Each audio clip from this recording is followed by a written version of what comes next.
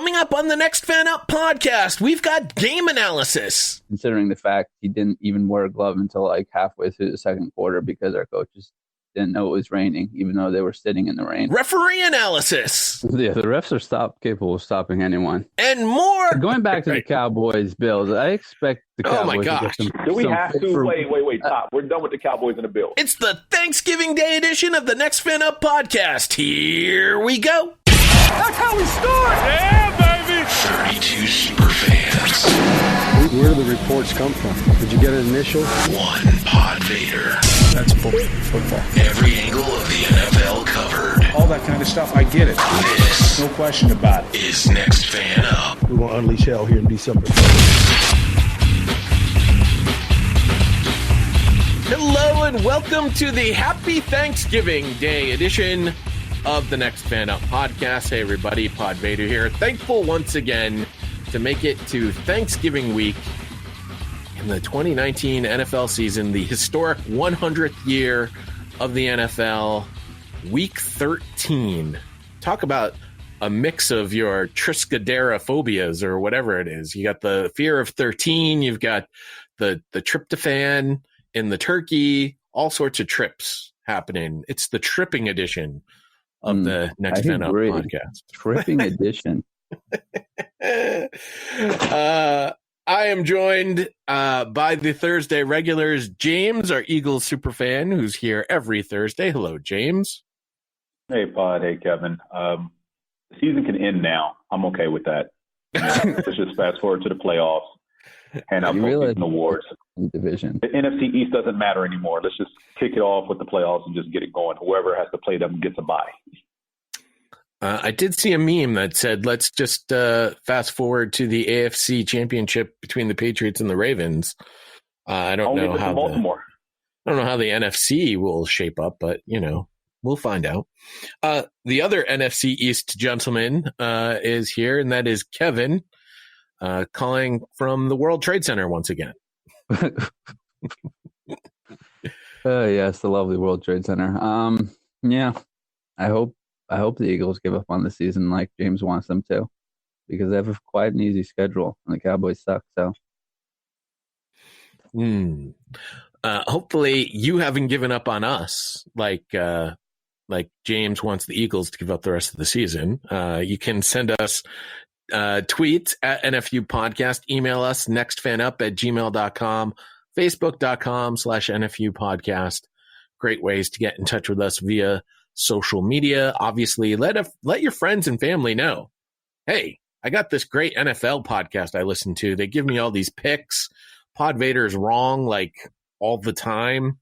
The super fans are wrong like all the time. So we just basically do the opposite of whatever it is that they say, and we'll be good in our pigskin pick'em. Last week I only got 9 straight up. The pesky point spreads got me, as I only got 6 right that way. Power rankings got 11 right, but 3 others in our pigskin pick'em group also got 11 right. No more bye weeks. I'm pretty sure there's no more bye weeks. There's certainly no bye weeks this week.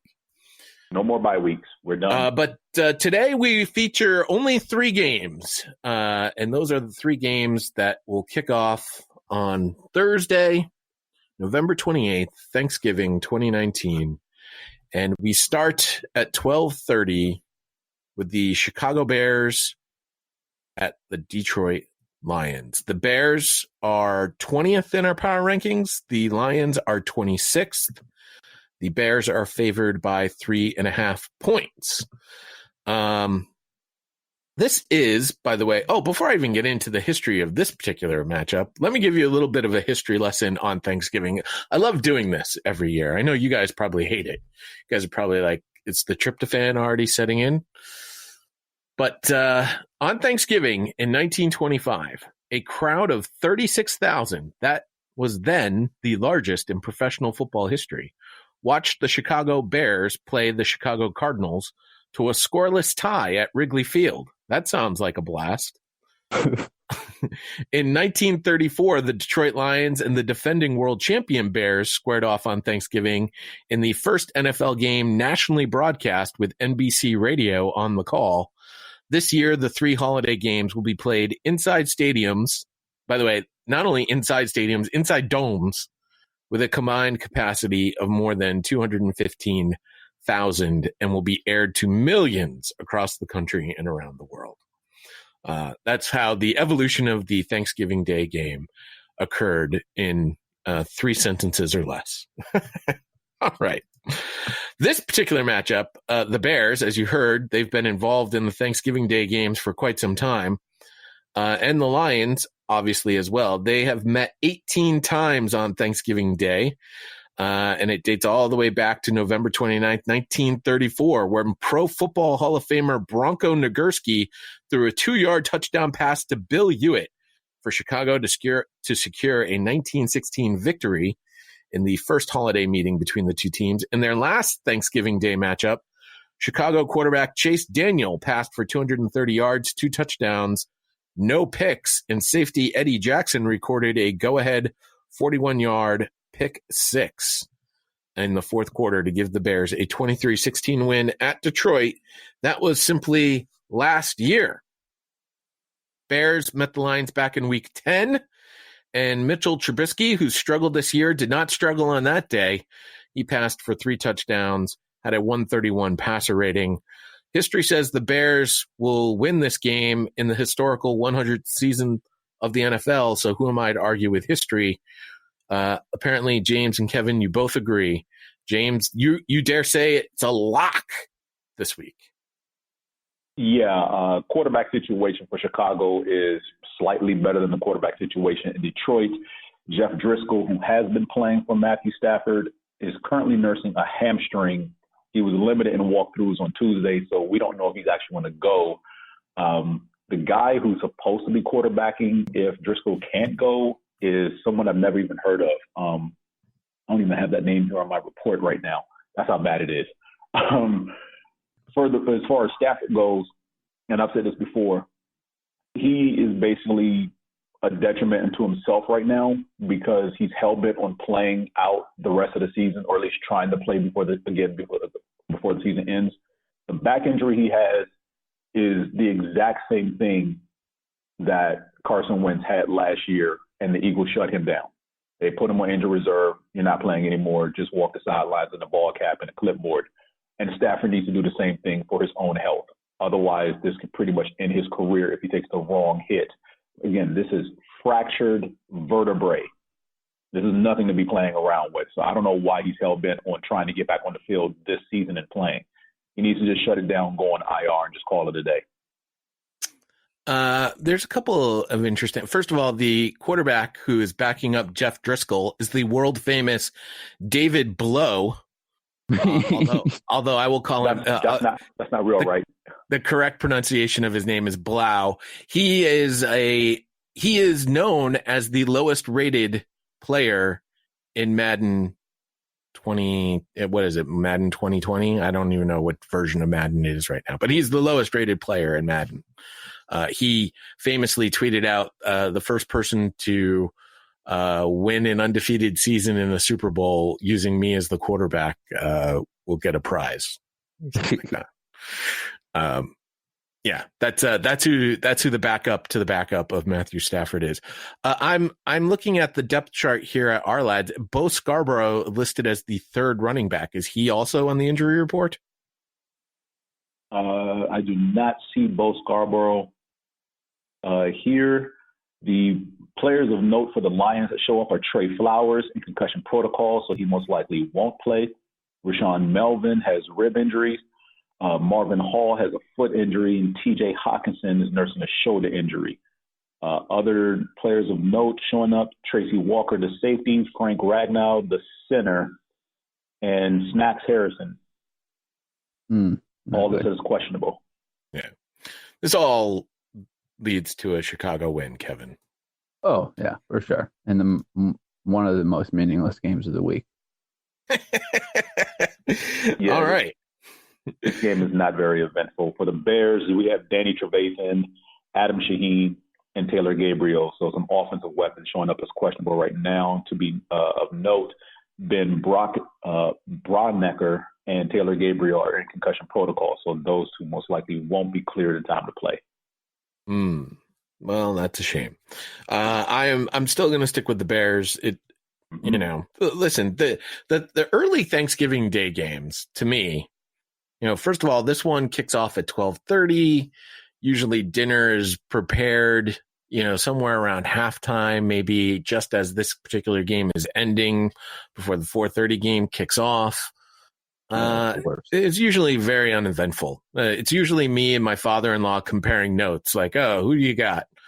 Yeah, I didn't like the point spread either. That's usually how it goes. Well, speaking of the 4:30 game, it's the Buffalo Bills at the Dallas Cowboys. The Bills are 10th in our power rankings. The Cowboys are 11th. Somehow the Cowboys in the loss to the Patriots went from 9 to 11. I don't think they fell far enough. Cowboys I don't are think so either. And interestingly enough, Cowboys favored by 6.5 points. I mean, let's be real. We should be favored. The Bills are the worst 8-3 team I've ever seen in my life. The worst. Wow. I don't know about that.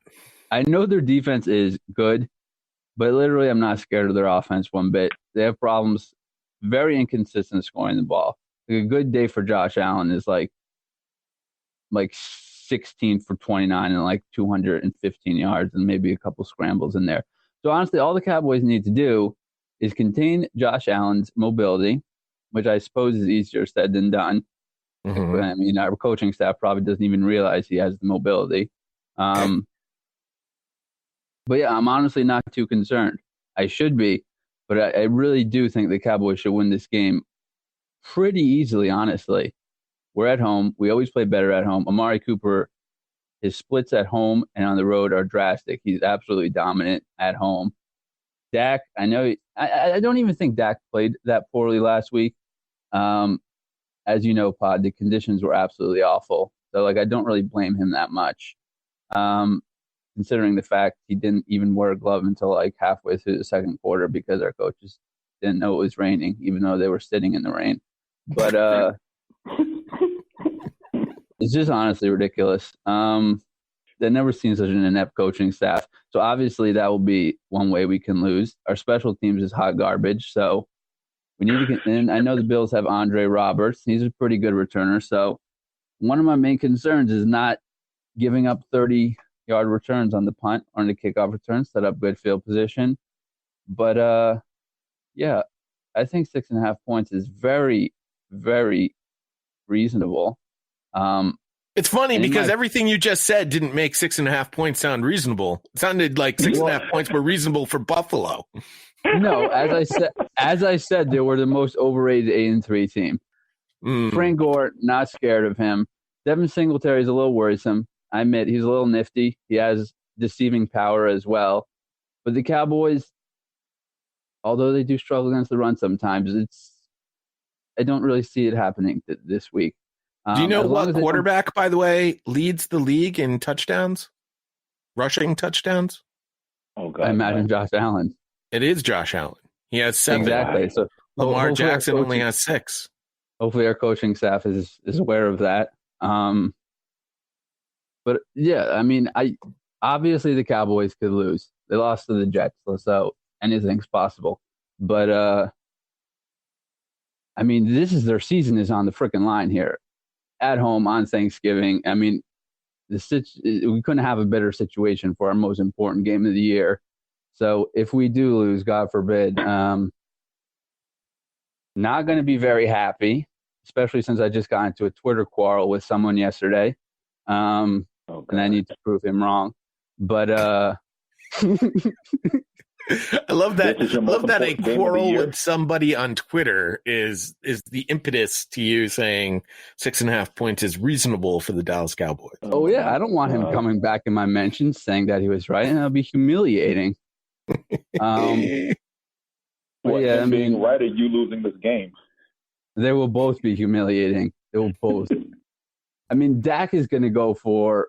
I 100% trust Dak. He'll return to his status quo for the year. I know Trey White's pretty good corner, but Amari has faced pretty good corners this year.